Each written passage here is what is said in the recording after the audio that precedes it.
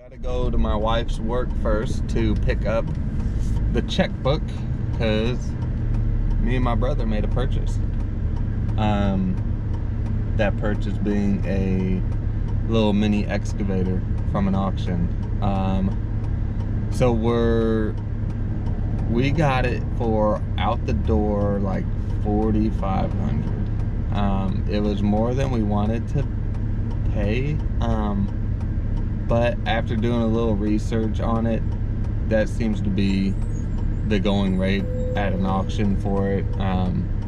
Auctions, I think when I've looked at them all in the past ones that sold, when you calculate all their buyer's premiums and taxes, they're going from anywhere from $4,000 to $5,000.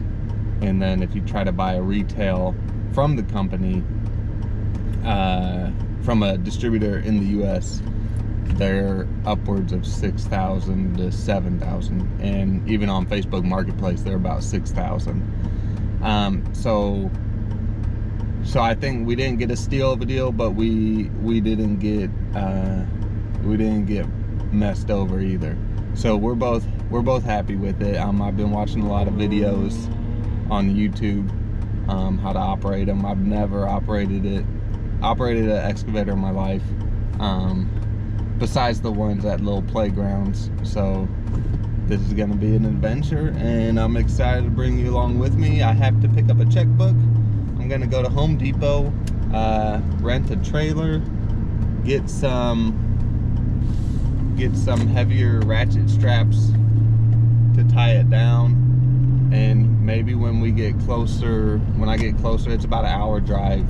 I bought it from, I think it's Fayetteville, Tennessee. It's about an hour drive, so when we get closer, I'll turn the GoPro back on and show you what it looks like, and see how we're gonna strap it down on the Home Depot trailer. All right, stay tuned. All right, so we got the trailer picked up from Home Depot. I got the check from my wife that I'll make sure I don't lose, because I put it in my wallet. Okay, so we're good on that. Trailer was fairly straightforward from rental from Home Depot. I just showed up. I had to buy an adapter. They're required to check the lights before they'll let you go off with the trailer. So I got the adapter, rented the trailer for, I'm hoping I can do it in less than 4 hours. That was their shortest amount of time.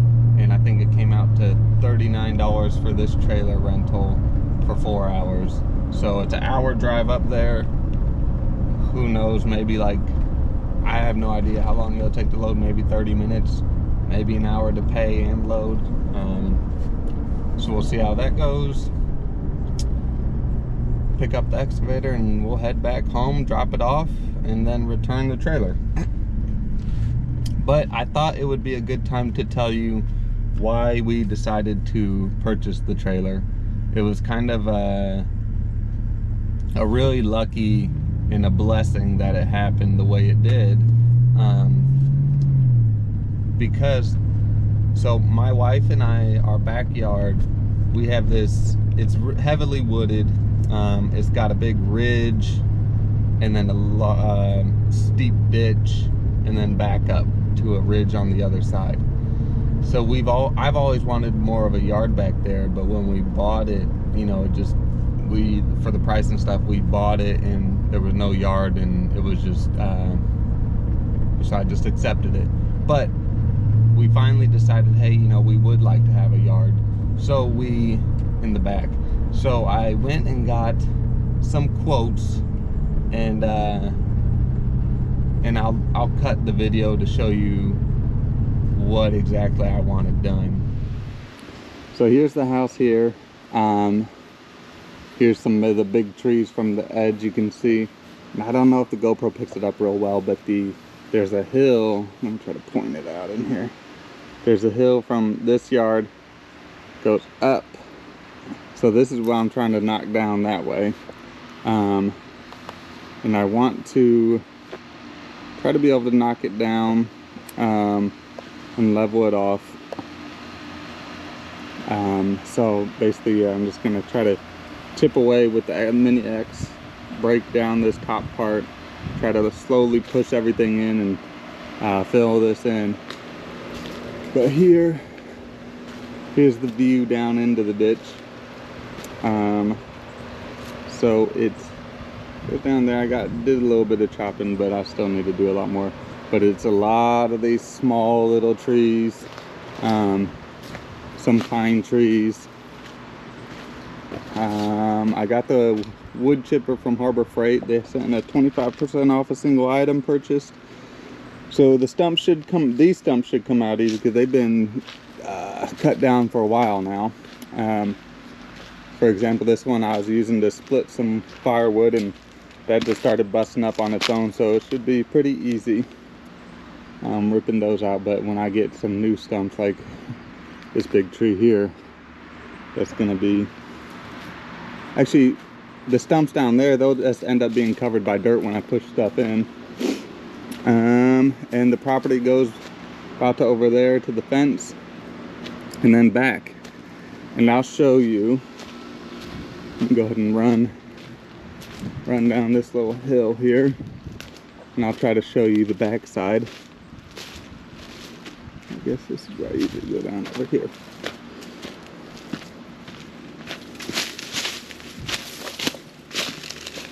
So you can see the hill going up there. This hill goes up here. Let me show you the power line in question is right above me. And this is where I was trying to call to see if I could get this power line dropped. And that's why I started talking to the guy who owns this property back here, and said he was ready to sell. So that'll take me about to, there's a little old drive here to a barbed wire fence right there, and then it goes all the way back there and opens up to a larger square lot. It's about 2 acres in all. But yep, so it's a lot of this clearing this underbrush that I'm about to start doing, and I bought that chipper to get rid of all this stuff I've already cut down and that is ready to go and get wood chipped. We'll see you around. Okay, so we wanted all that done, and I was thinking with taking the trees out, what I'm gonna do, I needed to call somebody about that wire. So I called the power company, Huntsville Utilities, first. They said it's non-energized, they won't trim the trees, and they said they wouldn't drop the line for me. So I was like, you know what, I'm gonna try one more time. And I've tried to get a hold of this guy who owns the property behind me. I've tried to get a hold of him multiple times. I could never find the right number. I couldn't find him on Facebook. I Googled him, and it was just giving a bunch of Google numbers that I had tried, and they're either disconnected or no one ever answered. Anyways, just tried the other day, just for the first time in maybe a year or so of trying to reach out to this guy, because I had his name, I just couldn't find a way to get a hold of him. So finally I called it, just expecting it to go straight to voicemail. All of a sudden he picked up, and I was surprised, and I said, "Is this?" He said yes. So when I started talking to him and saying, hey, I'm thinking about doing this with the trees, trying to level out the area behind my yard, or behind my house, so I have a little bit of a yard, and there's this power line, you know, I'm just thinking of what we could do, or if I could, you know, pay you or something to have the company come out to drop the line. And I didn't really know what I was expecting when I wanted to call him, or what I was going to ask, but I did know I was just going to ask him, have you ever thought about selling the property? Because that was a dream of ours, is to buy that property, because it's got a slim drive and then a bigger lot further down the drive, and that would be a really nice buffer between our house and the big lots on the other side of that. Because with the way Madison is growing, we're worried, and there's talks about putting up huge apartments back there, or you know, whether it's just a house or anything. So, and it's right in our backyard, so I wanted the privacy, and I was interested to see if he would sell. So we asked him. Anyways, when I asked him, I said, "Hey, are you interested in selling?" And he said he actually was interested. He said you must have called it something must have piqued interest in this land, because he said he's gotten about 5 or 6 people calling about this land to purchase it. And he said he's finally at that stage in his life where he is willing to let it go, because after speaking with him more, this land has been in his family. It was his father's or his grandfather's farm property, and it was his last piece that this guy owned. And so, you know, it meant a lot to him. So he, after speaking with him and learning a little bit about his history, it turns out like we really are a good match for each other, because he didn't want this land developed really in his lifetime. He was willing to accept it, but his wishes were for it to not be developed, and my wishes are for it not to be developed right in my backyard. So that worked out really well for us. So we were talking back and forth. He let me know what a developer from Texas offered him, and he said that guy already had called him. He was gonna squeeze 2 houses back there with a shared drive, and my brother lives right next to us, and those houses, you know, would have been right in his backyard. And actually some of his yard that we actively use and play in with our daughters is that property. So it would have been a big hit if he had sold that to a residential person to make their own yard. Anyways, you know, he said he was excited we were interested in it, and luckily he's such a great guy. He decided not to sell it to this developer because he said he felt it was unfair, because there's other houses that kind of back up to it. So he felt he was really happy with not selling it to him after I'd called, and you know, me and my brother were gonna offer. He didn't want to sell it to the developer, and we offered him what the developer offered him. So I think both parties in this sale are very, very happy, and felt they got a fair price for it. But anyway, so with just wanting to clear my backyard turned into a phone call that turned into we're buying this 2-acre lot behind our house. And then all of a sudden I was like, okay, so with clearing the land and trying to push those hills in, when I got quotes from 3 different land clearing and land clearing and landscaping companies to take the trees out, push the hills, and try to get, you know, somewhat of a slope away from the house, to help keep a little bit of a drain. One guy, he didn't really even do any specific quotes. He just said, you know, you're looking at a $20,000 to $22,000 job.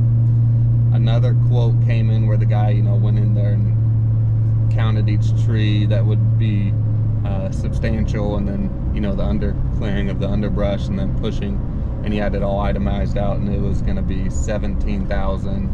And then another one, I haven't received anything back from them, but pretty much as soon as I knew it was going to be over like maybe $17,000, I was thinking maybe it'd be that $20,000, but I had decided I was going to rent some big excavator or well, a mini excavator, and possibly like the Bobcat with the forestry mulcher on the front to go through. And each of those, when I called the equipment rental place to rent them, and I was thinking either a week or a month, and I thought, okay, let me just quote it at a month, because in case I didn't want to work, just because I didn't know how long it would take, so I wanted to give myself a good buffer. In those months, each piece of equipment was basically $3,000 or $3,500 for the month to rent, and I would want to have 2 different machines. So it's gonna be like $6,000 of my own, just to rent the piece of equipment. So then I got looking. I knew they were selling these Chinese mini excavators, and when they first came over, they were going for 10 grand. And I know they've been going down. They just keep getting shipments and selling them at auctions. And then I started looking up ones around me. There was one in Southern Illinois I missed out on, but it actually turned out better, because I was thinking at that time, I was thinking I'd put it in the bed of my truck, because I've seen people do that. But it's a 6-hour drive. And I didn't get that one, luckily, because it turns out there was this one in Fayetteville only an hour away, and you know, it would be a lot easier to get it in one single trip and rent this trailer, make it a little bit safer to transport, and just a lot easier. So we got this one for, I think I told you already, it's like $4,500 out the door with everything already tacked onto it.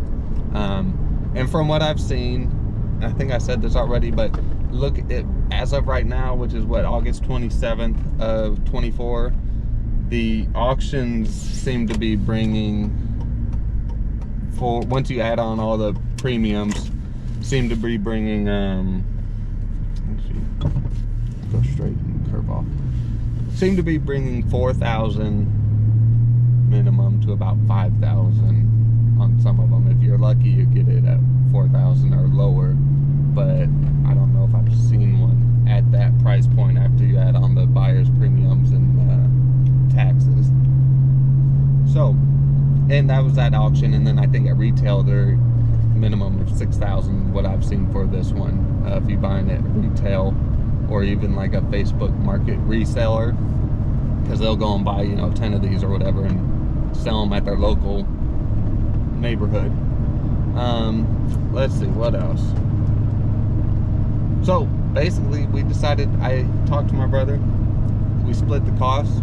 We're going to, we're buying it for that land, and we each already have our little own projects we want to do. I want to do that land clearing, and hopefully I'll be able to give you good updates later on about how it does, if I'm able to do it. So hopefully it works out, and looking forward to giving you an update when we got it on the trailer. See ya. All right, so here we go in all its glory. The mini excavator on the Home Depot rental trailer. Now I got some tie down straps I'm gonna hit to the corners, and I will update you once I do that. All right, so we got it strapped up. Just ended up using two straps from Home Depot, Husky. They were, what were they? $9.99 a piece.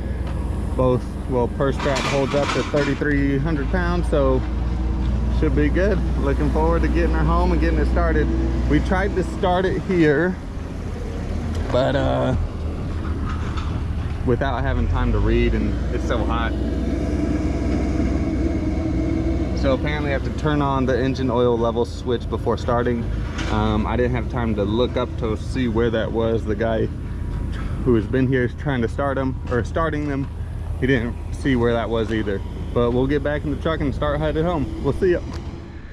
All right, so we got home. I dropped the trailer. I'm gonna pull up to the driveway, so there's a dip, and we'll be able to lower the gate onto that, so it's not so steep incline. Being my first time running it, I just want to try to be as safe as possible. As far as it, when I was turning the key on, we were wondering at the place if it was just a key, a master switch they were looking for. Could be, I don't know. I tried to turn the key on and choke it and tried to start it, but it wasn't even, and I thought maybe it was a dead battery. And then come to look, and I think, well, actually, okay, no, I guess I see a battery there. On some of the videos I've seen, they look like they have a battery up front, right, too. So I don't know if it just doesn't have a battery to start off of, or I don't know. I just pull started it. About the second pull, started right up.